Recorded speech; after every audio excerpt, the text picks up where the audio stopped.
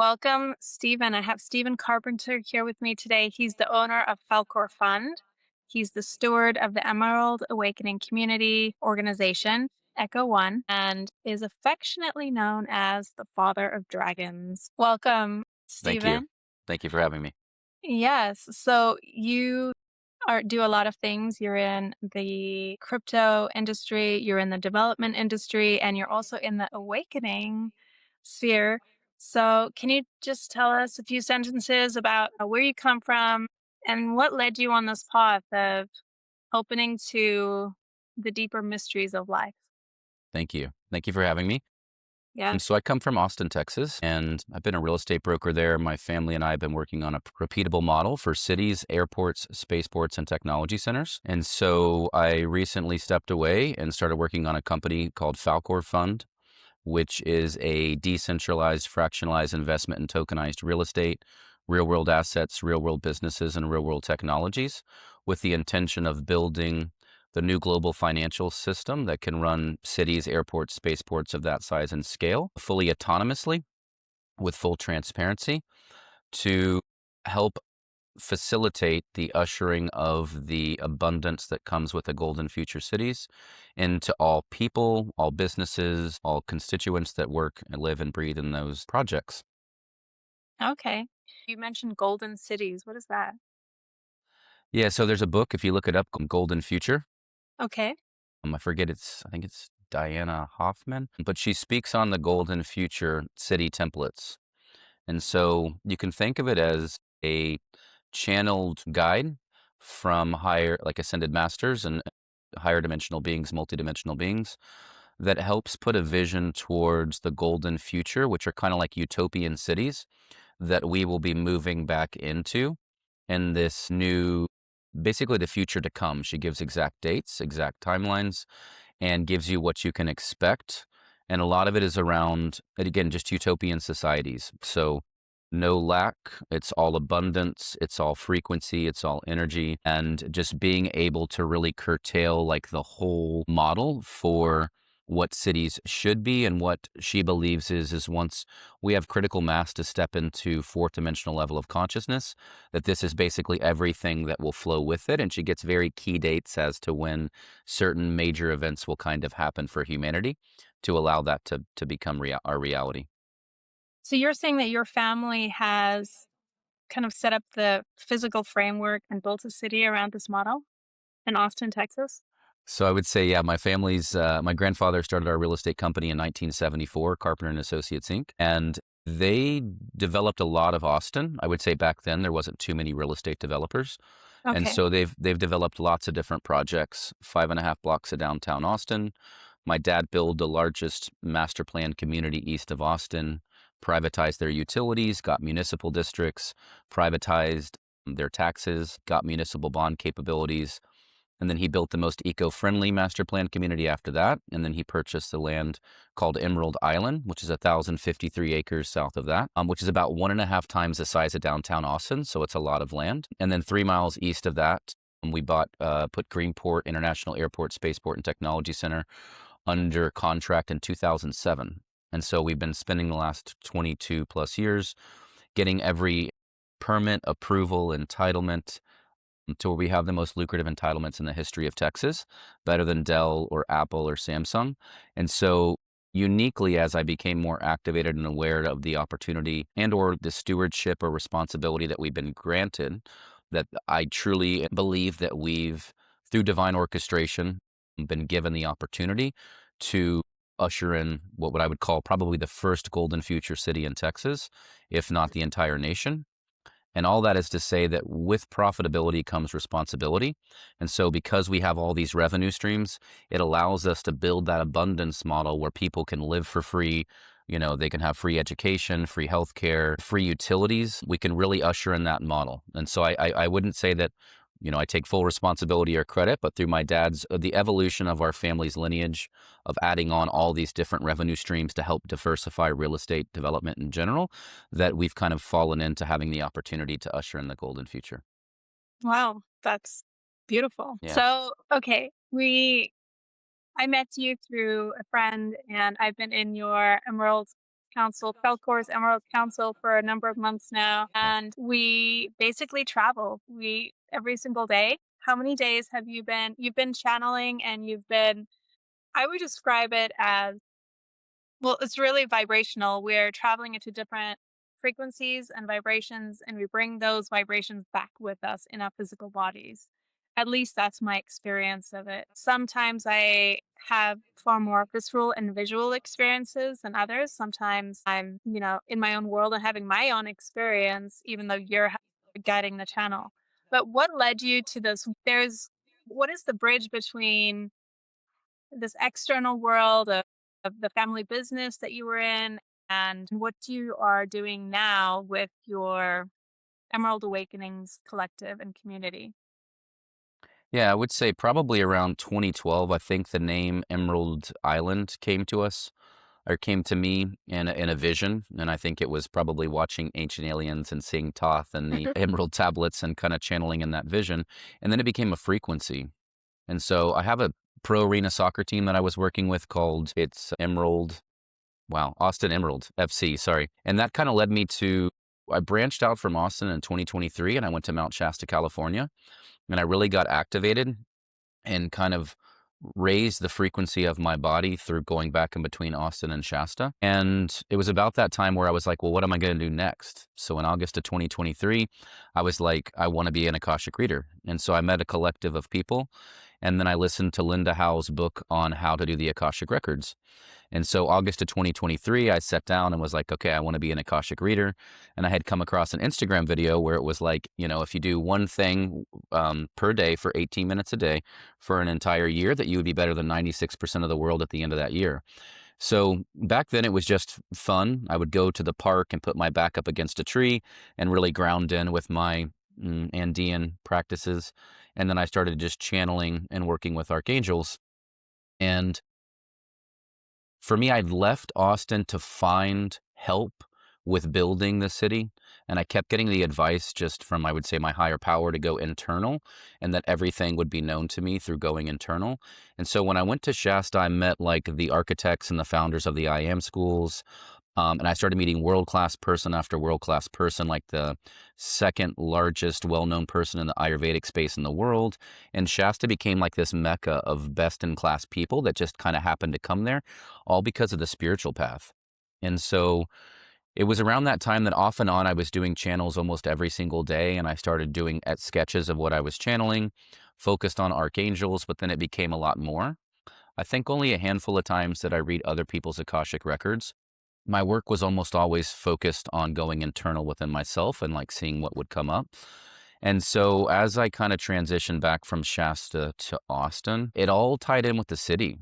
So back in probably 2018, I had this whole vision called Emerald Awakenings. Maybe it was 2019, 2020, where I kept seeing building an experiential spirituality-based theme park at Emerald Island and bringing in the top 55 modalities in the world and giving them a theme park where people could come through and be educated and have experiences into all the various learnings that exist across the planet.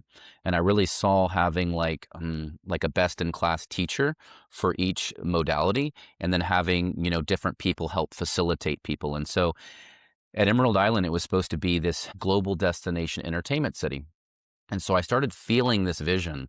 And through this vision and going inwards in my channeling, I started to develop relationships with higher dimensional beings, multidimensional beings, archangels, and really just breathing life into that. And depending on, how you see those things. I always just saw it as either a fragment of my higher self giving my present self advice, and then it really became a one-on-one relationship. And so I was started using this with Morgan, who helped me with a lot of this and clearing the energies of different business deals and different people. And then really I started getting this vision of merging spiritualities and intuitives with a global, multi-billion dollar company and how you can really steward that vision and basically bridging the worlds between like the financial and business and the intuitive and how you can really allow like this energetic frequency of like the vision that this is here to create and how we can attract more and more people to help with that vision. And I would say that's kind of everything that has led me to creating, what I currently call Falcor's Emerald Council, which was going to be like, let's attract best in class people that can help steward that golden future. Because, like, in the golden future, you really need experts of different modalities to help guide the ultimate vision. And so that was kind of the intention. Oh, I love that.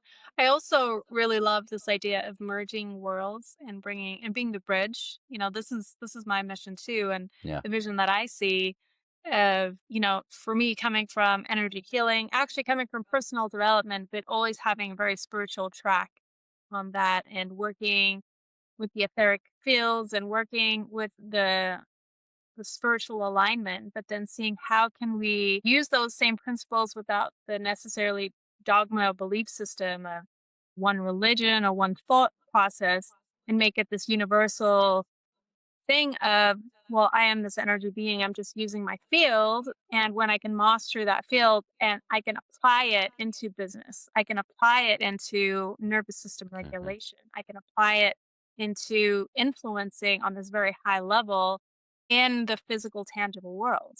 And it sounds like that is what you're doing too, with that's the vision that you have, but you have been playing in this field, right? I mean, your Falcor Fund, how is that merging? How is the merging going? And what so firstly, how's the merging going? But what do you see as not shortcomings, but there's always like a positive and a negative. Like some things work and some things don't work as well. What would you say from your experience in, ushering this in? Maybe and I think it is still birthing, right? It is still this Mhm. accumulation. Just from your experience so far, what have you seen works in bridging those two worlds? Yeah, so the initial notion for Falcor Fund, again, I'm highly, highly intuitive, so I'd get these downloads over time, and I would be like, "Oh, this is what we're gonna do," and it wasn't like it was. It's always like in my shaman lineage, it was always about like when you get these intuitive things, you got to make sure you time them with when they're supposed to launch, and like make sure the Mhm. timing is always right, the divine timing. And so for us, like we had been looking for financing since 2012, I think was our first funding opportunity for the airport. And just over the years, we probably had no less than maybe 50 groups, including Elon Musk tried to buy our airport and we told him no. And we landed him to Austin, told him exactly where to go buy the property. He owned it in under a week and he was under construction the next day. And so for us, it was always like these, there's a power with capital and there's a power that doesn't always come with where the future needs to go to. And so for us, we kept declining, whether it was a loan to own or bad terms, or they wanted to flip it off to Google or Oracle or Elon. And so we kind of learned all those lessons. And so around 2022, I started speaking kind of like a financial language that no one else really on my team really knew. And it was just that there's these very big trade desks, like the United Nations has trade desks with the World Bank that allow you to build countries and cities and nations, and it's called going into trade, like private placement trades. And so I got the strong intuitive hit that that's how we needed to fund all of our projects. And we started, I wouldn't say coin the term, but we started using the term repeatable model, that Mm. our city wasn't just a one-time build and our airport and spaceport and technology center wasn't a one-time build, but that we would duplicate it. And so we started working with the DOE and the DOD, showing them how we could basically privatize all of our nation's airports, energy infrastructure and utility infrastructure and storage to help achieve some missions for the nation, and how we could also do the same thing for cities to privatize the utilities for cities. And all that does is help spread the abundance. So imagine once you pay off like your energy utility and you've paid it all off, you can drastically reduce the rates for ratepayers because you're not going to try to make a profit. You're just trying to go to make, have enough energy generation and storage for your constituents. And so Falcor Fund was kind of birthed with my intention of wanting to be able to generate capital. And then with my spirituality background, I was raised Roman Catholic, but in high school, I took a world religions class where we learned about 28 different religions. And so for me, I more resonate with, a grand architect or, Sophia, the original emanation of source creator energy. When I got into the Andean lineage in 2018, they call it Munai Kai, which is basically infinite source creator energy. And for me, that was such a powerful effect on my physical body, emotional and mental, working with the Andean shaman. Her name's Christina. Alan, and she like lived 5 blocks from my house in South Austin. And I started working with her and really feeling the power and impact of being able to pull in high vibrational energy. And so for me, I started to resonate with the power of that energy and that source. And so when I went to Shasta, being Roman Catholic, I would say, yes, I've prayed. And yes, I would say that I've communicated with God, but nothing like what happens in Shasta. So, Shasta, the frequency was so high and the veil is so thin. And that, like, when I just sat down in meditation, I have archangels coming to me. And my gifts and abilities just skyrocketed because I kind of got away from the denser cities and I got surrounded by best in class intuitives. And so for me, it was Nice. like watching these people living and breathing their purpose for incarnating. And it was just like wildfire for me. Like it gave me such vast inspiration that um, I just started working with all these higher powers. And as that kind of came in, I think for a period of time there, it definitely was more like I've perceived like I got my funds download over time, but Saint Germain specifically, like I'd have people walk up in Shasta and be like, Saint Germain looks forward to working with you. And I'm like, okay, that's awesome. and then and I'm like, oh, this feels a little bit like the Twilight Zone, but still, it was like that kind of collective field. They all Yeah. know who's in the field. And so, and a lot of them are super empathic and like they can see the future.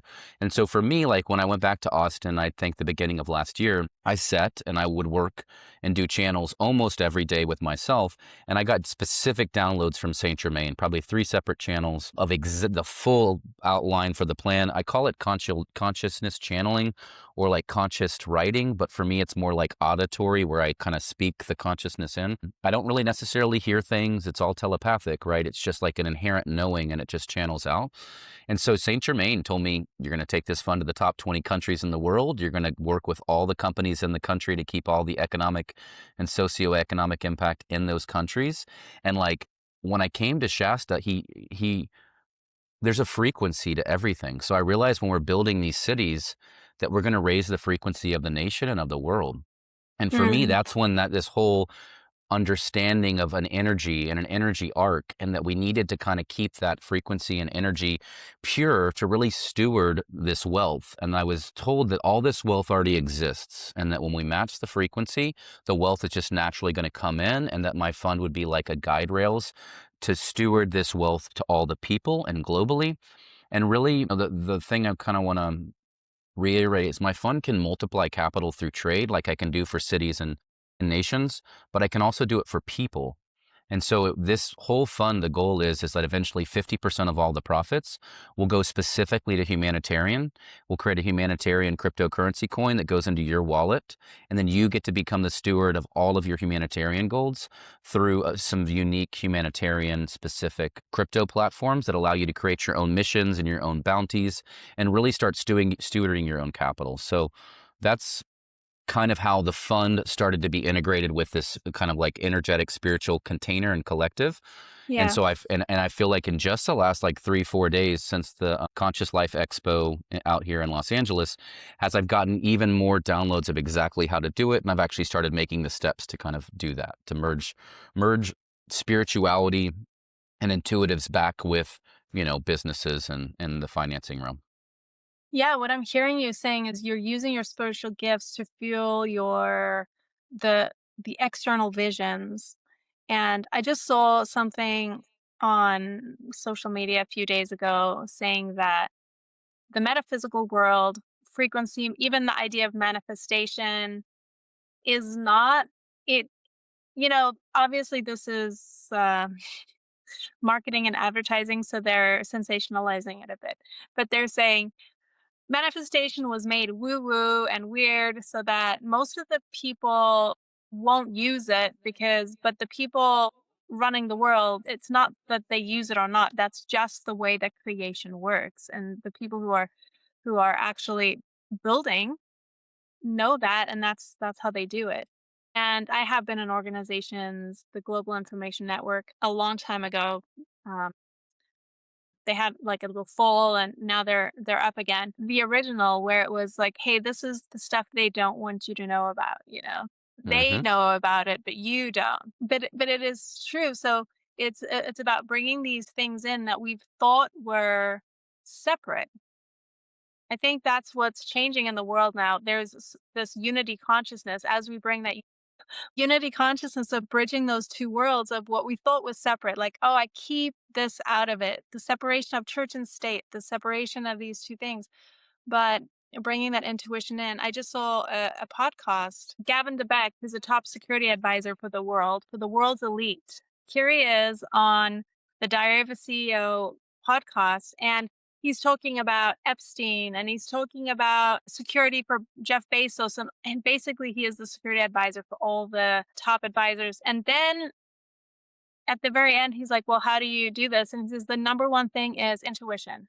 You hone your intuition. And he's writing books that are free of how to tune into your inner self, how to go into that quiet space and actually access your power and yourself.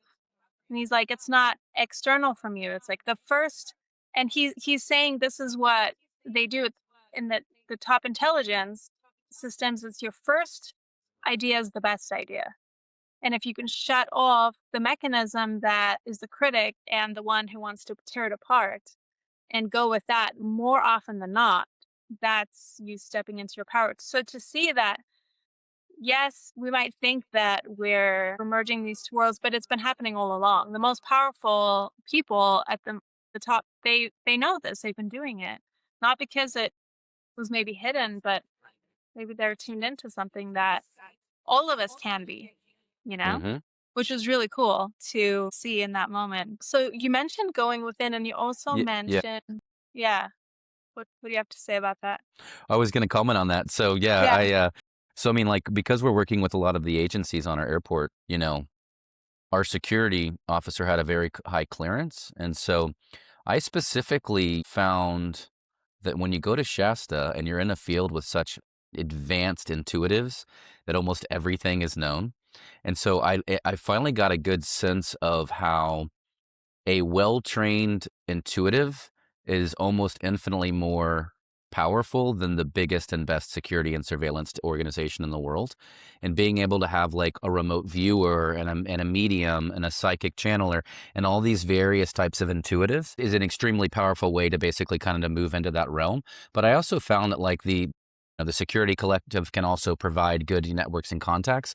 But I also found that alignment, frequency and alignment, Mm. like I would come in like the wildest people. I'd be like sitting at the coffee shop in Shasta and they would come in and I like overhear something like, oh, hey, how's it going? And they're like world class after world class after world class. And I've started to sit back and be like, oh, it's really beautiful to watch that being connected and being in the right place at the right time, like just living your life and really being in tuned allowed for the divine to provide world class people just to come in and come in and come in.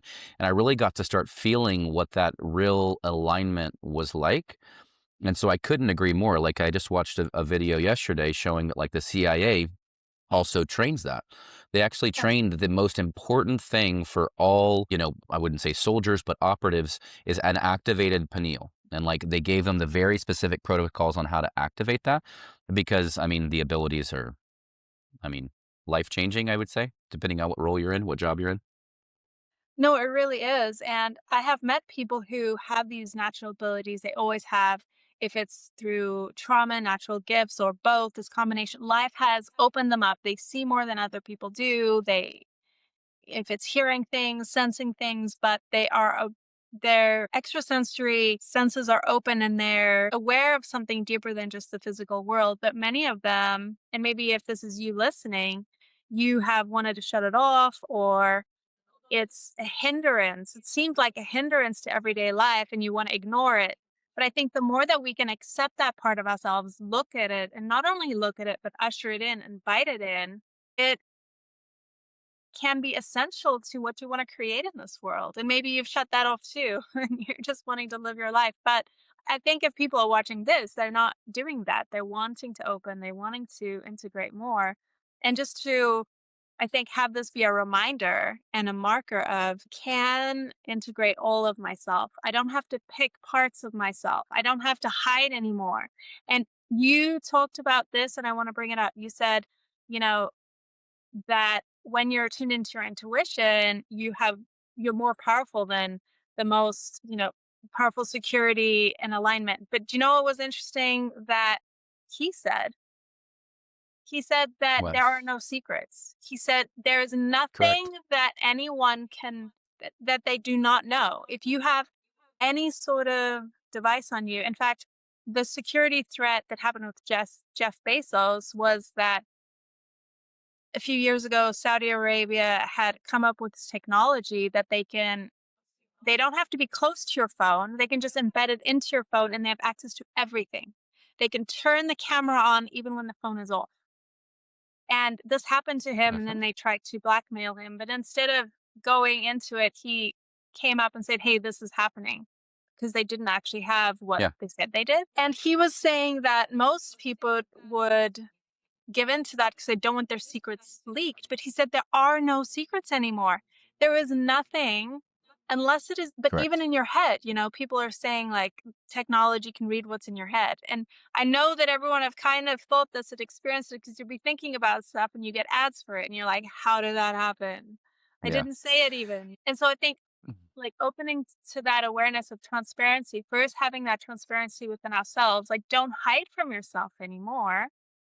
Go within what is it that you have that you can actually integrate into this world and into your gift, like have your gifts be integrated into your everyday life. And also then, like you're saying, bring it into business and that transparency. How do you feel like that transparency adds? Because I know that people in business will be like, no, that's my edge, like the secrets on the edge, and you don't know this. And Yep. but So I don't believe that there are secrets. I have so much to say about this topic. So Let's coming hear from, it. I have a computer science degree, and I was an automation engineer at HomeAway, VRBO, Expedia for like 4.5 years. At Yeah, least that's how I ended my career. And my intuitive ability, like when COVID happened, I knew what was happening.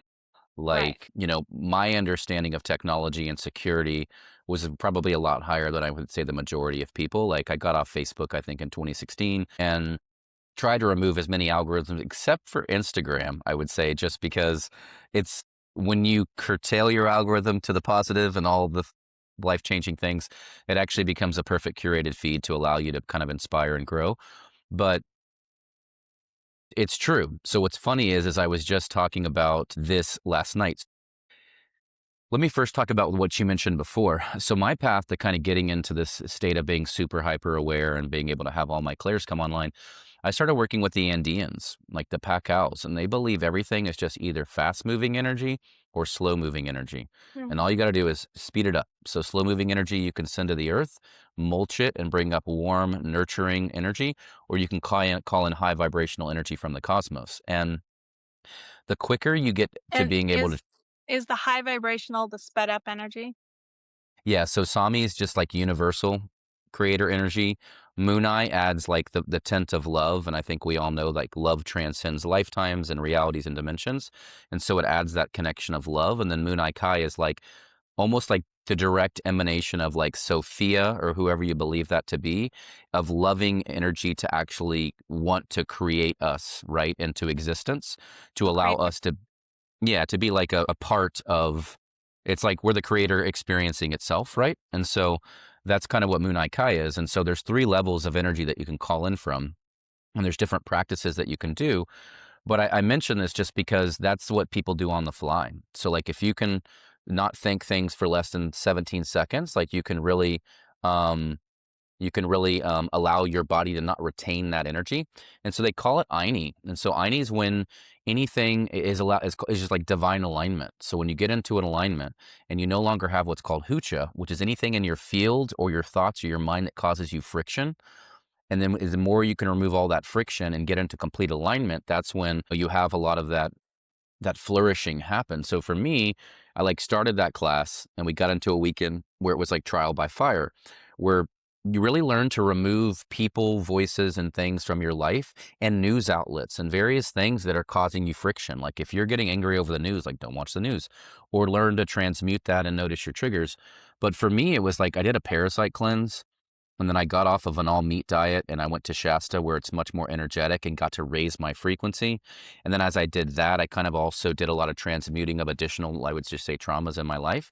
And then it was just like skyrocketed, like off the chart. Like I let go of all my spirit guides, my old spirit guides, and I called in all new spirit guides. And then I work with like two different healers to call in like archangels, three different archangels to work with me at like a higher level and help influence where things were going.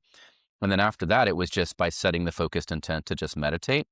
But that's kind of, I think, the biggest thing for people to realize is that you have the power to do all of this. Like you have the power to really open up and blossom and flourish. And, my shaman used to say, be careful what you believe because you'll find it to be true. And I think that's the most powerful thing. Like when you really realize that your beliefs make your reality, this goes full circle back to the manifestation thing. If you continue to tell yourself these things and you continue to believe it, and no matter what odds, it will always come to be true. Like it always will be true. And so what's interesting is like once you get to that aligned state where like now, I'm doing channels every single day. I think today's the 123rd channel of leading it for more of a collective versus just myself, that you realize that. In Shasta, I realized there are no secrets. And then, you know, because of the role I'm serving, also all my phone calls are recorded. And so it's like when you really step into that, what's funny is I was just having this conversation yesterday. There's only one way that you cannot be tracked, and it's called complete alignment, but yet embodiment. So when you actually realize that all your thoughts are just like an external like communication that you're having, and you step into complete alignment and you stop even having the thoughts and you're just acting, which is completely achievable and possible, that is the only way that you can actually step out of the ability to be attracted at all times. You can also like zip up your field and cloak yourself and scramble your frequency, but still, and by just using the power of your words, you can do that. But it's funny because I just had the conversation last night of that's actually the only way that you can move into it. And it's just being authentic, right? Just like stepping Mm. into your mighty I am and operating from an I am. And like, but it's not easy to do. It like would take a lifetime for most people to kind of achieve that ability to not have thoughts or think or do certain things like that. But I love that you happen to bring it up perfectly in the channel. Right. The next question is, can you do it, Stephen? The answer is absolutely. So the cool thing is like, that now we're doing these channels. Yeah. When I went to Shasta, it was like, because I've done like almost every sacred medicine ceremony, and always it comes back with stigma, right? And you typically have that stigma of how do I like give people this experience of something so profound? Well, when I went to Shasta, it's the same thing. You got people going up on the mountain having transcendental experiences and talking to Saint Germain and all of these, and like seeing Arcturians on the mountain and Yetis and all these wild things. And it was how do we facilitate that? Like, how do we provide these best in class people to share their experiences with the world? And I kept getting like, when I went to a regenerative AI conference in Ashland, Oregon, it like showed how we could use AI to tell the story. And Mm. so the power of being able to leverage AI to capture people's transcendental or channel experiences, just like we're doing now. Like Morgan, every single day, he uses Otter to transcribe, like to take the voice notes and transcribe the voice notes. I think he uses Claude to write the transcripts. He uses Gamma to create a prompt for AI, and he uses Mantis to create these like long decks. And now we're able to take these channels with all these different beings and give it form and give it life. And so what's interesting is it kind of goes both ways. The answer is yes, I can do it, but do I do it all the time? And so, but I find an interesting corollary with now our ability to leverage AI to really pull in this higher information and give it form. You can Everything that we're doing and channeling now is going into AI. And you can have a private instance of AI where it doesn't get all your information, or you can submit all the information and channels that we're getting. So we actually have the power now to influence the entire collective and all the users of all AI apps through this like unifying intelligence. And so I almost Mm. find that like it's almost that recursion or like the infinity loop where there are no secrets. And when people really step into the idea that there are no secrets, right? Like even as a child, I had the thought of like, who are you when when no one else is looking, right? And only God can see you. And it's like, Right. that's the reality. When people come into that awakening, they stop with all their nonsense. Like they stop with all, these little games or various things that they may play because they realize that you can't hide anything. And I just feel like with AI now that the power of us to be able to give this higher intelligence back, I almost feel like it's like the inversion of the power of not being, of having everything known, right? Like all your phone calls and all your text messages since 1985 have been known. And when you really sit with that, right? Like that's, I mean, I don't know. Damn, so you mean the whole world's gonna know I'm a horrible speller? Because in 1985, there was no spell check. There wasn't, but, I don't think sometimes I sit back and I'm like, "Oh, it's probably I'm sure they're like, the NSA is having a laugh over this phone call. No one's judging you for your misspelling." And I know Siri's learning how to correct your spelling. "Oh, Celenta always spells this word like this. Let me correct that for you," you know? She just has to figure out the accent now. I think I throw her off because 'cause I'm, like, almost American, but not quite. I noticed that in the intro. What's the accent? Oh, South African. Okay. Okay, cool. Yeah.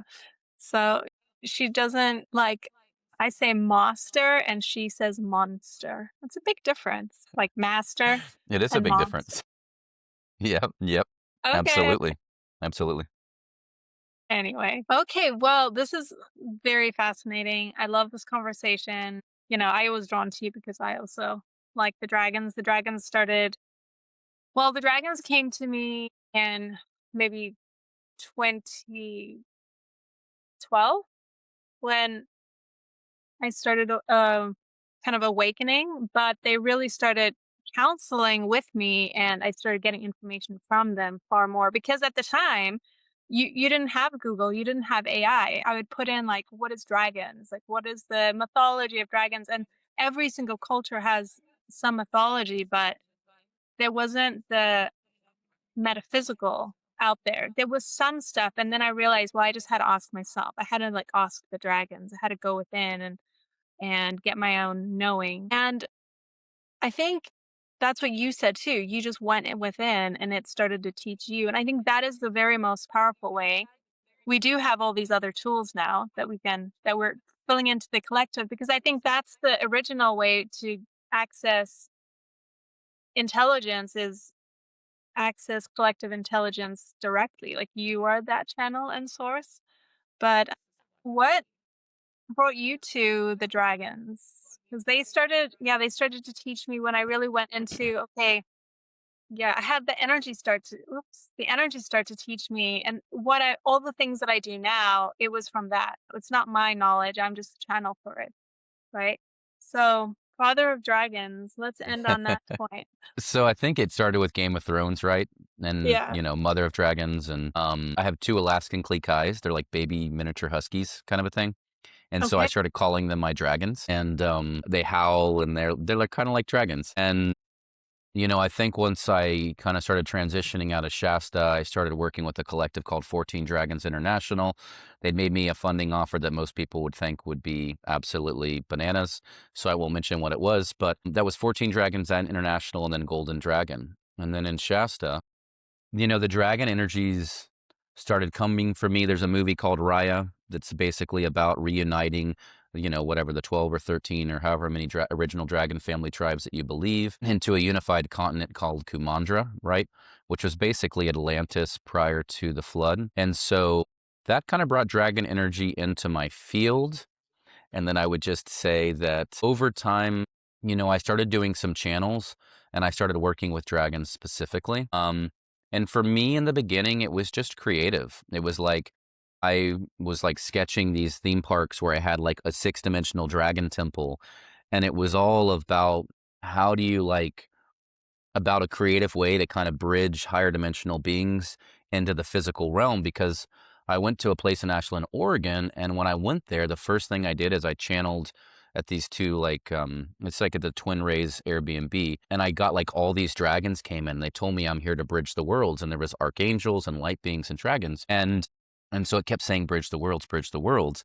And so over time, like, I had like a Lemurian after I did a channel with Green Tara at one point, be like, "Hey, pull in the middle of a snowstorm." They're like, "Get out of your car." I'm like, "All right, sure."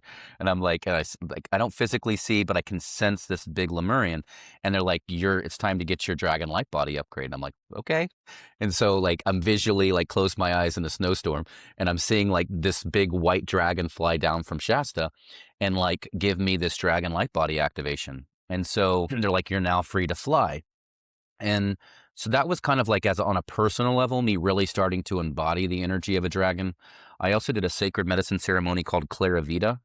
and it's a very, very powerful, eye-opening experience. It's kind of hard to Which liken what eye? it's like to your eye of awareness, and it's like in every facet of life. It shows you what you need to shed. But interestingly, in that ceremony, I had dragon energy come into my body, and I physically was like, I wouldn't say like snarling, but I was like an actual dragon, and I had a full Yeah. dragon, and like I got done, and everybody was like, we've done this so many times, and none of us have gotten the dragon experience. Like, we all want the dragon experience. And it was just such a powerful, living, breathing dragon thing. And then I would just say, curiously, over time, as I really started to make more time for channeling, I Yeah. started allowing myself to believe and understand how dragons work. So they kind of showed me how they created the planet, and they showed me all these various things. And so I got a very specific channel from Saint Germain. He was like, I need you to leave Austin. You're going to go to Sedona, then Vegas, then Yosemite. And when I went into Yosemite, it kind of like intuitively, I go to one edge and I had a dragon egg. And I look up and the rock had fallen off to form a gigantic dragon head face. And I have a photo of it. And I was like, oh. And so I buried this egg, this big crystal dragon egg. And on the way down, it was just like, Spirit was like, record this. So I'm like, this is for the dragon egg that you lost. And I was like, why am I saying that? And so I go to the opposite side and I climb up 2,000 feet and I sit there and I'm channeling. And as I'm channeling for probably 2 hours, I open my eyes probably at least maybe 5, 6 times. Every time I open my eyes, a raven is flying directly towards me with like a branch in its mouth. And in my animal book, that means like shape shifting, like when you really breathe life into this like multidimensional reality, that like your whole perception of your reality is going to change. Well, I did this whole channel and I realized both sides of Yosemite was actually like 6 dimensional dragons that had incarnated. And it was like there was this sorrow. And then I cleared this whole egg thing and all the clouds open. It was gigantic elation. You could feel the energy of the entire valley had changed. And it basically like brought a tear to my eye because I finally realized that like when you really perceive your reality different, like it was the most impactful way that I think I've ever interacted with Mother Nature in my entire life. And Mm. it was all through dragons. And so, when I was in Shasta, I almost was helping to create like a school for autistic kids, like a farm and ranch school. And it was going to be like how to train your dragons kind of a school. And then I would say more so just carrying this energy and this flame, like for the Emerald Island, I started getting channeled visions of the city. And I like started drawing it and getting very intuitive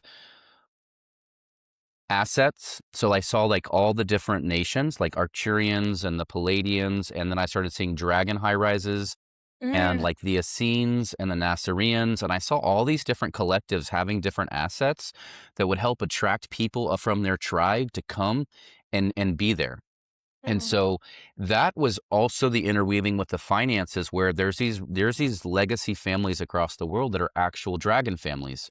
And they are either direct descendants from, but they're also flame keepers and frequency keepers of those original emanations of dragon energy. And so this is kind of all full circle where I've been told, again, bridging the worlds, that I'm here to bring these collectives back together. And so it's not just a city and it's not just a spirituality based theme park, but it's a method of allowing all these tribes to come back together. And I've seen it for the Native American tribes too, because I've worked with a handful of them. And I've really seen that, like, in building this unifying city and this blueprint template, you can build these meccas where all these different dragons or whatever you resonate with, it may start with you like attending a retreat. The retreat allows you to find your tribe, then your tribe has another retreat at a different facility, and we start building these collectives back up of people that have all worked together either in past lifetimes or they resonate with that frequency or that flame. And so it was really about creating this creative way of just quote unquote bridging the worlds. And so for me, the dragons was such a powerful thing because not only am I getting funding offers from different dragon families, but it's kind of just breathing life into that creativity. And so the more and more that I really leaned into that, I just got infinitely rewarded in a way that you can't even really, it's not even palatable. Like realizing how you can actually work with multidimensional beings. And this is the last thing I'll say, just like on yesterday's channel. So we had just finished a 120-day arc of ascension is what it kind of came to me as. And Morgan kept being like, where are we going to go today? I'm like, just sit back and relax. I was like, remember what happened last time you took me sailing? And he goes, okay, yeah, I know, which was the first time he took me sailing. We're on the open water. and I do this channel and go into a USO base off the coast, and then it takes me us in a UFO, and we go to every ancient Atlantean city. And it was like this very powerful thing, and we ended up at the Ascended Master Island, and it was all this interesting stuff. But yesterday we go on the water, same thing happens. Okay, so we go out there, and I immediately look up in the sky, and I'm like, "There's a dragon cloud." And Morgan looks at that. He's like, "Oh my God, it's a dragon cloud!"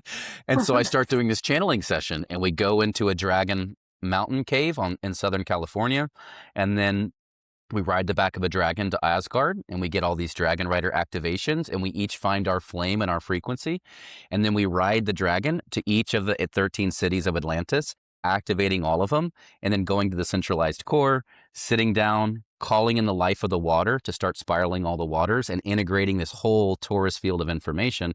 But what was wild is, and I have a deck, and I can send you the deck. It's in our chat. We had 6 people on the channel. There was 6 separate and distinct dragon clouds that came to us over the channel, and some of the photos are mind blowing. And so it's like when you really start carrying that frequency of creativity, you'll watch it manifest in your reality, like in ways that is undeniable. And so Yeah. I'll share the deck with you, and you can take a look at it. But it's like, for me, that's why I'm still here with the dragons. Like for me, I don't judge what comes in. And that is the most important thing for everyone on this podcast to know, is just like, when you really remove that judgment is the only limiting factor. It's the only limiting belief that's really going to limit that. And when you really just step out of complete ego and complete judgment, you allow everything in your reality to flourish. And so whether you're a dragon, or whether you're a scene, or whether you're a shaman, or no matter what it is, when you really like breathe life into that creativity, you're just going to find it to flourish and flourish and flourish. And so I continue to find dragons in my life, but I also find a lot more, like archangels and all these other things. But yeah, that's why I like to say, that's why I built Falcor Fund, because if you look in the never ending story with Falcor, the kids like riding the dragon with the fist up. And for me, against all odds, all the things in the world, I'm continuing to carry the frequency of positivity, and I'm really feel like I'm here to usher in like this abundance. But also it feels like it's like being an energetic point of focus to help all these people like ride the wings of the dragon with us up to Yeah. just a higher dimensional consciousness and a higher state of awareness and a higher state of being. And, I think a lot of what's happening in our society right now is the crumbling of the old. And I think we're all Definitely. here to bring in that new. And I think, currently I just feel like we're just a small little group on WhatsApp. And I think at some point it's going to grow to be much bigger. And did I set out for that to be the purpose of what I was doing? Absolutely not. But I think it's kind of like, really, once you hit that alignment and you hit what I call Aini, and you start embodying that, at the end of the Conscious Life Expo at our channel, it basically, I think the quote was something like, "We've reached a state within our energetic container that like this is our soul's purpose and mission, and there's no other choice but for me to share it with the world." And it's kind of like at that point, you really kind of like, it just allows me to like springboard into what I feel like I'm here to do. And in the last week since that, it's been deck after orientation deck. It's been a guiding mission statement for the fund, how we're blending it with the collective, the goal to unlock financial independence for people. And this all started out as a course that I had originally dubbed as Conscious Sovereignty, is what it felt like, is that we need to liberate people's consciousnesses, and we need to give them all the tools to be completely sovereign. And that's Mm. financial. And that's why I feel like this goes full circle into the model of the city, which is, when you have that much abundance revenue streams, most of the time they take all the revenue streams. Like, people will take it and it's like this commercialized capitalistic view. But when you really allow that to overflow onto the society, you can limit them in like not being able to pay their car payment or their rent or their bills. Like, you can really free up people's time. And I know for a fact that it's going to be divinely orchestrated, just like with AI coming into the workforce and really liberating people from all these jobs. I think that the financial independence and the global reset is going to be perfectly in sync to allow people to start over and really start working on their soul's mission, versus getting sidetracked into different jobs or roles just to basically make ends meet. So I Yeah. hope to be a part of that. I hope to be a part of that global plan and higher plan to really allow people to kind of flourish in what they're here to do. Yeah, and I think what you were saying before, that alignment piece, like as you come into alignment to that reality. So for anyone listening, if you hear this and you think, "Oh yes, I've seen this, I felt this, I want to be part of that," even if it's just vibrationally, or I would like that reality, to start aligning to that vibration right now, that vision, start to feel it, believe it, allow it through so that you are assisting that narrative to come through in, because we're all creating with our minds, our thoughts, what we think is possible, and to hold that, to hold this vision that might seem super out of reach. Maybe I know for some, they've been feeling this for a long time and they're like, oh, I'm not the only one.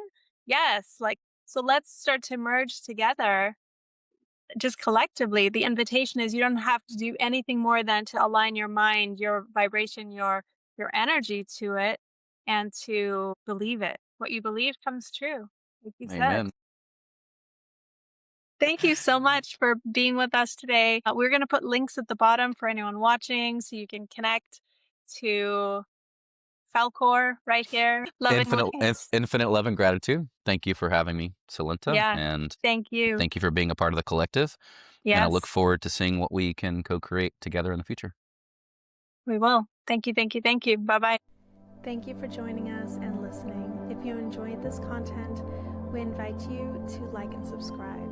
If you're interested in energy intelligence technologies to calm yourself, regulate yourself, and start to use these technologies for your own benefit, you can follow the links below and engage.